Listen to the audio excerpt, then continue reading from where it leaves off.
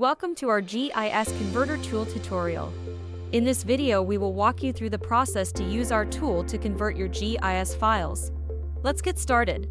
First, navigate to Map.og Map Analysis interface.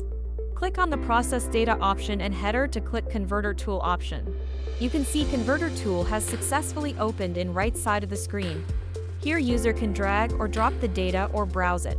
Here I am clicking the Browse option and selecting the GeoJSON data, then click on Upload button. After a few moments of uploading, choose the output file format from drop-down like TopoJSON.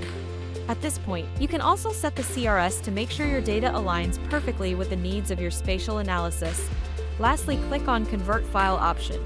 Here you can see your GeoJSON file has converted to TopoJSON successfully. If you want, you can either download the file or convert another file. Thanks for joining this comprehensive guide. Got queries? Contact us at support@mapog.com.